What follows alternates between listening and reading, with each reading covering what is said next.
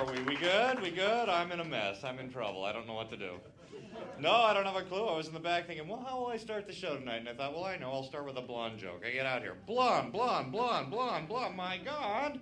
Who wants to tell a joke and explain it this many times?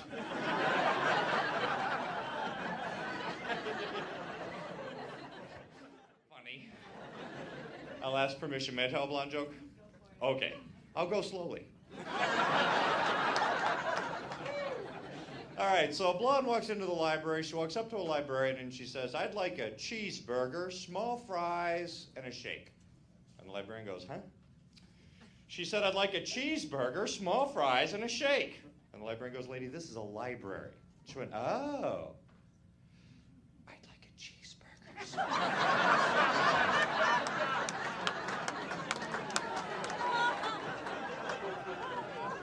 She whispered because it was a library. But I like that so much, I'm telling another one, and you can't stop me.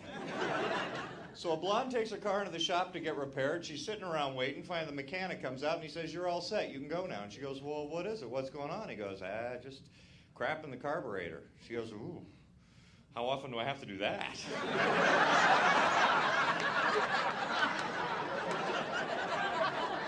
Two blondes for the price of one. A blonde is driving her car down the road. She gets pulled over by a blonde woman police officer. Yeah, you see it coming, don't you, sir? Cop comes walking up to the car and says, may I see your license, please? And she starts digging in her purse. She's digging, and finally the cop goes, it's the one with your picture on it. She's digging. She gets to the bottom of her purse. She comes up with a little rectangular mirror. She goes, ooh, that must be it. And the cop takes the mirror and looks at it and goes, okay, but if I'd have known you were a police officer, I wouldn't have pulled you over.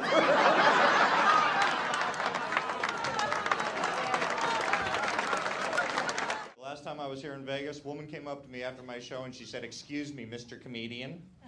That's what she called me. Hey, thanks for remembering my name.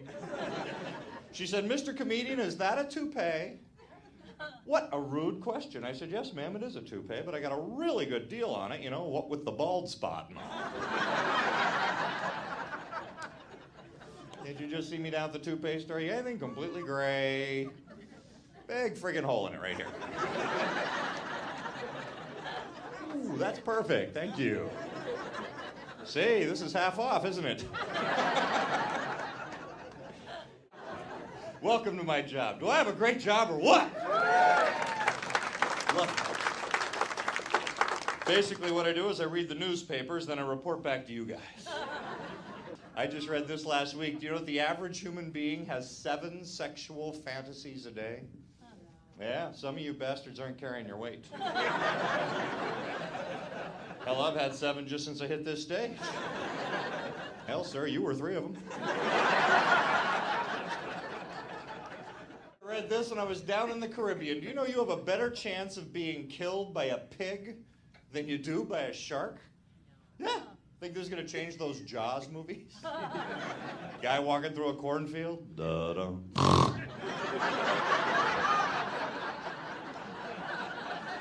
Little curly tail coming through the corn. Dun, dun, dun, dun, dun, dun, dun, dun, dun. This was no plowing accident. This was a great white pig. You know what I know? I got a boy and a girl. If you're going to have children, have boys. So much cheaper than girls. Girls, you got to buy them toys and things to play with. Boys, you just take off their diaper. They'll play for hours.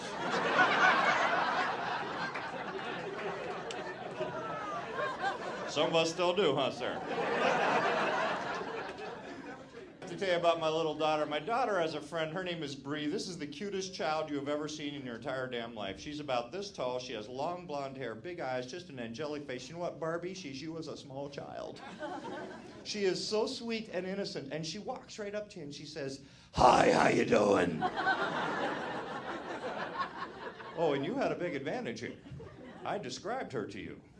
I did not have this advantage. This child called my house on the telephone. Hello? Hello, Mr. Bruce. Could Chloe sleep with me tonight?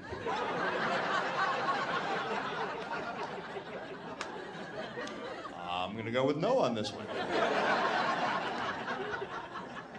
laughing. My daughter's sleeping with a teamster.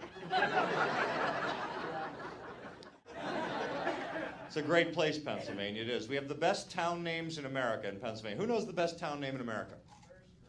I'm going to go with Intercourse. How the hell did that town get its name? I figure it was an early settler, got lost. Looked around and went, screw Pennsylvania. Well, we can't name it that. We'll call it Intercourse. And it's a nice little town it is. I keep an apartment there because I like to come and go. Have anybody here from the country of India tonight? Oh, I only asked because I just learned the most fascinating thing about their culture. You know the dot on the forehead? Yeah, it turns out that's a cable hookup.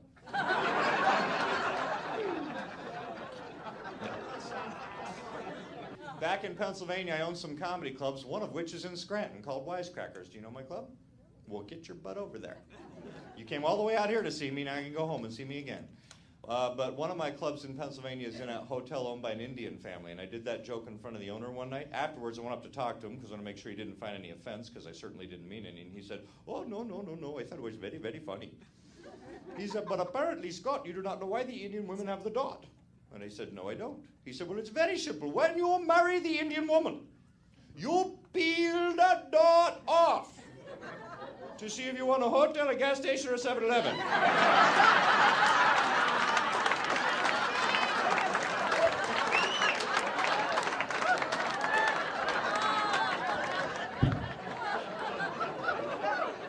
I'm going to leave you with my new favorite joke. You guys want to hear my new favorite joke? All right. So a guy's walking through the park, and he comes across this kid. The kid's 9 years old. The kid's smoking a cigarette.